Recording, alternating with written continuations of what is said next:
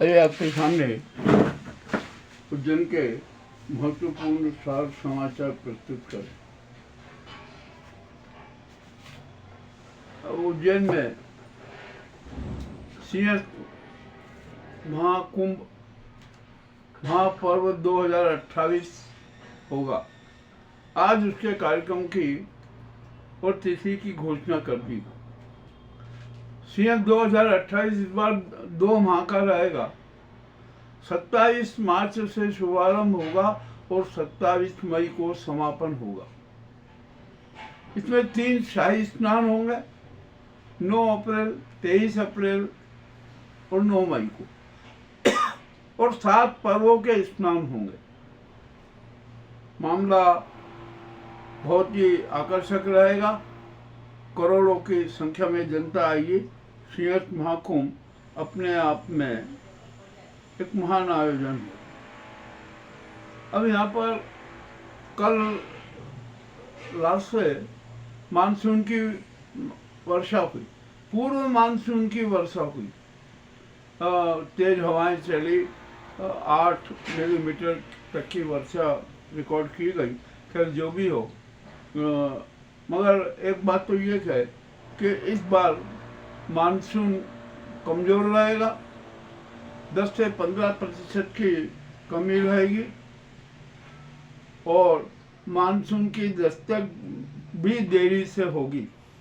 जून के आखिरी सप्ताह या जुलाई के प्रथम सप्ताह में मानसून की दस्तक होने की पूरी संभावना है।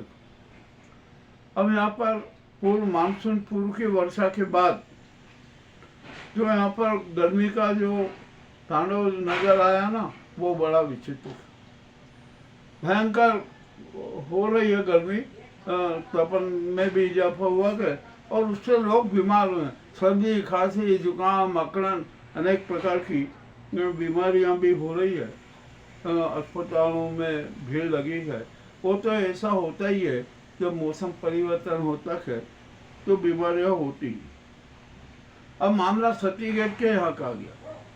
सती गेट की डीपीआर जो बनी थी मार्ग चौड़ीकरण के, उसमें सती गेट सेंटर में था और सती गेट के यहाँ पर एक सर्किल बनाया और सती गेट के दोनों तरफ 25-25 फीट के रोड होना, बिल्कुल होना चाहिए, कोई दिक्कत नहीं है। अच्छी बात थी, अच्छी योजना थी, डीपीआर भी अच्छी बनी। अब यहाँ पर सवाल उठता है कि एक भाजपा नेता 2-3 जो भूस्वामी है ना, उन्होंने कुलबुलाहट हुई क्योंकि उनका हिस्सा जा रहा था सर्किल बनने में। ठीक है, अब यदि जो तोड़ा फोड़ी हो रही है ना और जो निशान लगे हैं वो तो सर्किल के मान से ही लगे। तो यहाँ पर जो सती गेट है वो तो सेंटर में ही रहेगा और उसी के साथ साथ खड़े हनुमान जी का मंदिर है वो भी सेंटर में आ जाएगा। उसके आसपास की दुकानें हटाई दी जाएगी, निर्माण हटा दिया जाएगा। अब यहाँ पर सवाल उठता है कि सती गेट के 2 द्वार तो मिल गए, एक तीसरा द्वार और है वो कहाँ है, वो कब मिलेगा, कैसे मिलेगा? ये नगर निगम को और पुरातत्व विभाग को सक्रियता से काम करना चाहिए। अब मान लीजिए जैसे जो भाजपा नेता के चक्कर में नगर निगम और उसके अफसर यदि अपने आप को बेच देते हैं या दबाव में आ जाते हैं, तो क्या जो सती गेट का जो एरन की जो जुड़ाई है, जो सती गेट को सपोर्ट करती है, तो क्या उस एरन की जुड़ाई को तोड़ेंगे? ये भी एक बड़ा पेचीदा सवाल है। तोड़ने की जरूरत नहीं है। जहाँ तक एरन की जुड़ाई है ना, वो तो इस सती गेट का क्षेत्र है, तो वहाँ पर अतिक्रमण हुआ है दोनों तरफ, तो अतिक्रमण हटा दो तो तोड़ फोड़ की जरूरत ही नहीं पड़ेगी और सारा मार्ग है ना आसानी से बन जाएगा। अब यहाँ जो गटर निर्माण का काम था वो रुक गया। अब किस आधार पे गटर निकाल देंगे, कैसे क्या करेंगे? ये भी मामला बड़ा विचित्र हो गया। खैर जो भी हो, सती गेट सेंटर में रहेगा, इसमें अब कोई शंका नहीं। दोनों तरफ रोड बनेंगे, इसमें भी कोई शंका नहीं। और जो सती गेट के आस पास दोनों तरफ जो अतिक्रमण हुआ है ना, वो भी हटाया जाएगा और सती गेट का तीसरा मार्ग भी खुलेगा। इसमें भी अब कोई शंका नहीं। 2 तो खुल चुके हैं, एक और तीसरा मार्ग है जो पीपल के पीछे से जो रास्ता जाता है वो वहाँ से चला होता। अब पीपल भी काट रहे हैं, कोई दिक्कत नहीं, काट दो। तो अब यहाँ पर जो सड़क चौड़ीकरण का जो है ना वो बहुत अच्छा हो जाएगा।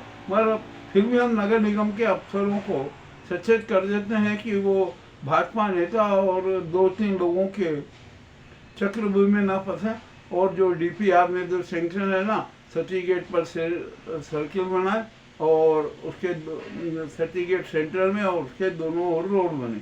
यह जनता की भी आवाज़ है, जनता सामने खड़ी। और जो जिस भाजपा नेता ने और जो जिन्होंने विरोध किया ना उनका भी बड़ा रोचक खेल है, उनका भी मामला सामने आ जाएगा।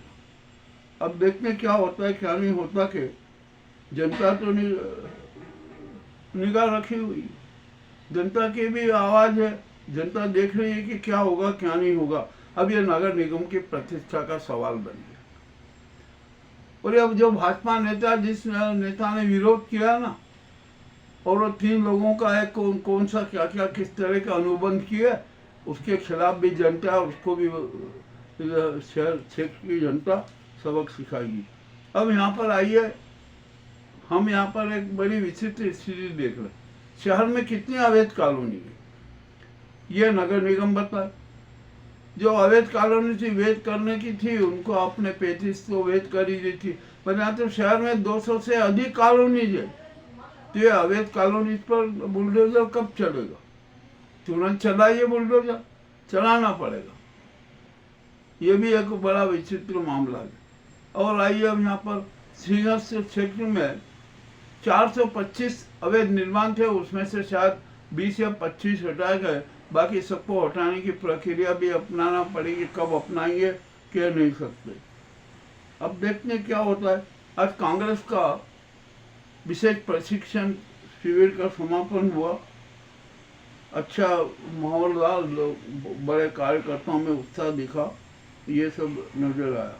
अब एक और अहम समस्या, नगर निगम ये बताए कि शहर में कितने लॉजेस हैं, कितने होटल्स हैं, कितने रेस्ट हाउस हैं और कितने गेस्ट हाउस हैं और कितने होम स्टे, और इन सबके पास में क्या एनओसी, फायर एनओसी है, इसका भी जवाब देना चाहिए। हमें तो पता है कि नहीं है, मात्र नाम मात्र के पास में फायर एनओसी है, अन्य के पास में नहीं है। और जितने भी है ना उनके यहाँ पर पार्किंग स्थल भी नहीं है। ये भी एक बड़ी बात है और विचित्र बात है और सच बात है। दूसरी तरफ हर लॉज में 2 गेट होना चाहिए, एक निगम का और एक उसका, कि कभी कोई हादसा हो ना तो जाने नहीं जाए, जाने बच जाए और दूसरे गेट से लोग आसानी से निकल सके। ये भी एक बड़ी समस्या उज्जैन की।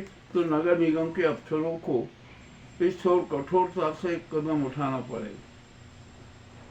और जितने जगह हमने बताया ना जिनके यहाँ पार्किंग स्थल नहीं है, जिन्होंने फायर एनओसी नहीं ली है, उनके सबके लाइसेंस निरस्त कर दीजिए। मामला तो है, अवैध काम का है तो होना चाहिए ना। अवैध काम को हम कैसे प्रेशर दे सकते हैं? दूसरा, अब आइए यहाँ पर सलाफा में एक लॉज है, सब अपने अपने मकान तोड़ रहे हैं।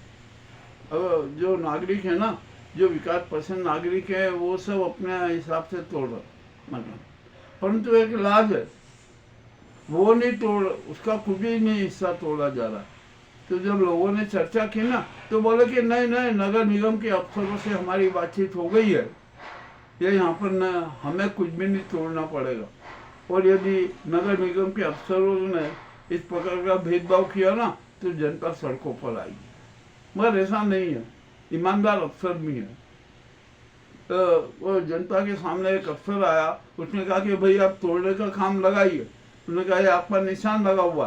तो वहाँ कहने लगे अरे साहब हमें तो आश्वासन मिल गया, तोड़ने की जरूरत नहीं है, निशान लगा यहाँ तक। उन्होंने कहा कुछ भी नहीं, आपको तोड़ना पड़ेगा। और जो हमने निशान लगा ली चैनल के अंदर का निशान है, आप तोड़ने का काम लगाइए, अन्यथा नगर निगम का जो बुलडोजर आगा वो तोड़ने का लगे।